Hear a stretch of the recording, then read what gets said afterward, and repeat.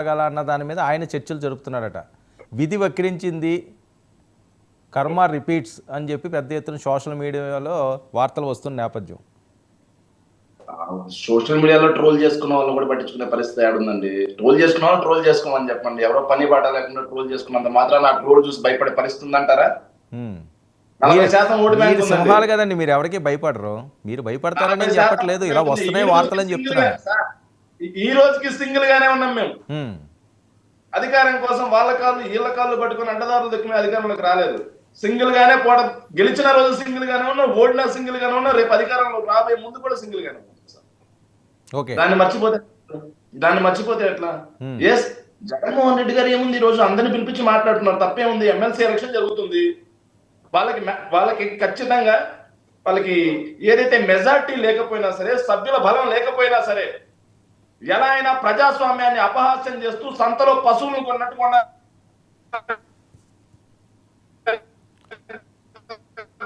శేఖర్ మీకు సిగ్నల్ లేదా? Voice break అవుతున్నది. శేఖర్ మీ వాయిస్ బ్రేక్ అయ్యి వస్తున్నది. ఏదో ఒక నెట్వర్క్ తో రండి. ఇప్పుడు వస్తుందండి. ఓకే. ఎస్, ఇప్పుడు ఏదైతే వాళ్ళు ప్రతిపక్షంలో ఉన్నప్పుడు కూడా ఎమ్మెల్సీకి బలం లేకపోయినా మా పార్టీ నుంచి 4 ఎమ్మెల్యేలు తీసుకొని ఎమ్మెల్సీ గెలిపించుకున్నారు. ఇప్పుడు కూడా అదే పరిస్థితి. ఎమ్మెల్సీకి బలం లేకపోయినా విశాఖలో అభ్యర్థిని ఎందుకు పెడుతున్నారండి? మెజార్టీ సభ్యులు లేనప్పుడు ఎందుకు పెడుతున్నారు? మా పార్టీ తరఫున గెలిచిన వాళ్ళని సంతలో పశువులు కొన్నటమే. ఇది చంద్రబాబు నాయుడు గారి రాజకీయం.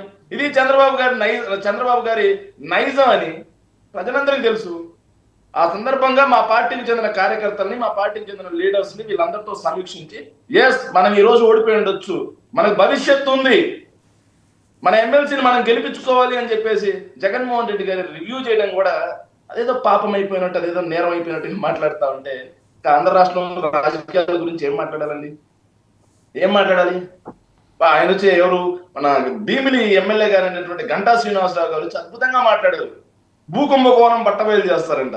సిగ్గుపడాలి సార్, నిజంగా సిగ్గుపడాలి. గంటా శ్రీనివాసరావు గారు హుదూద్ తుఫాన్ వచ్చిన తర్వాత రికార్డులు తారుమారు చేసి గంటా శ్రీనివాసరావు గారు అండుకో ఎంత భూములు ఇలా కుంభకోణం చేశారు, భూములు దోచేశారని మేమన్న మాట కాదండి, అయ్యన్న పాత్రుడు గారు అన్నమాట.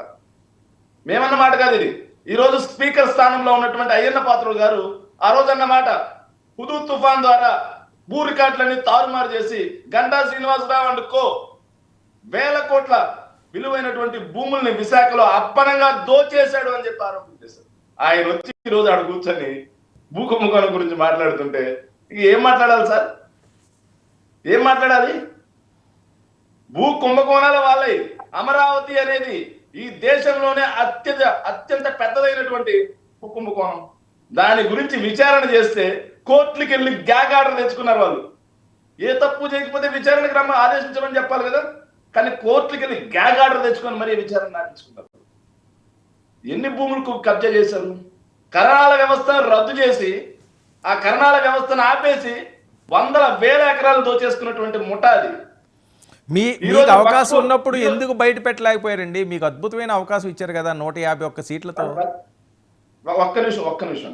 ఎస్, ఈ రోజు వక్ఫ్ బోర్డు భూముల గురించి కూడా అండి, వక్ఫ్ బోర్డు చట్టాన్ని నిర్వీర్యం చేసి వక్ఫ్ బోర్డు భూములను కూడా కొట్టేయడానికి ఎన్డీఏతో కలిసి, ఏదైతే బీజేపీతో కలిసి ఈ రోజు ఆ చట్టానికి తెలుగుదేశం పార్టీ అండగా నిలబడింది. నేను అడిగిందని సమాధానం చెప్పలేదు మీరు. 2019 నుంచి 24 వరకు 2019-24 వరకు ఎందుకు సిట్లు వేసిన? గతంలో వాళ్ళు సిట్ వేశారు, ఆ సిట్ వేసిందో ఏమైందో తెలియదు, మళ్ళీ మీరు ఒక సిట్ వేశారు, అన్ని సిట్లే అయినాయి కానీ దాని పట్టు అయితే ఎక్కడ దొరకలేదు.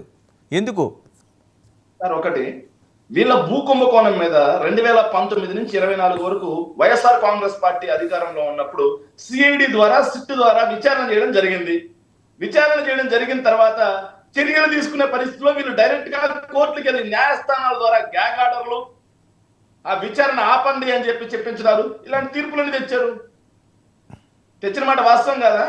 గ్యాగ్ ఆర్డర్లు తెచ్చిన మాట వాస్తవం కదా? వీళ్ళు రాజులు తలుచుకుంటే దెబ్బలకి ఏమైనా కరువు ఉంటుందా అండి? మీరు తలుచుకుంటే ఏదో రకంగా బయట పెట్టగలరు కదా. మొదటి ఒకే సిట్ అవసరం లేదు, ఒక 1000 ఉన్నదనుకోండి, 100 ఎకరాలన్నా ఇదిగో ఇలా తప్పు జరిగిందని చూపించవచ్చు కదా.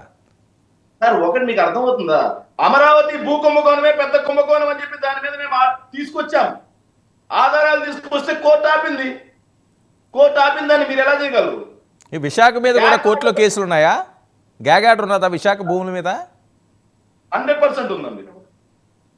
అదేంటి విశాఖ భూముల మీద ఉన్నట్టు నేను అనుకోవట్లేదు. ఏదో పంచగ్రామాలకు సంబంధించి ఏమన్నా కోర్టు కేసులు ఉన్నాయో కానీ ఒక్క నిమిషం మీరే మాట్లాడేది కానీ శేఖర్ రెడ్డి గారు, కృష్ణాంజనేయులు గారు ఒకసారి అది కరెక్ట్ చేయరా? పంచగ్రామాలకి సంబంధించి కేసులు ఉన్నాయని నాకు తెలుసు కానీ విశాఖలో కూడా ఉన్నాయా?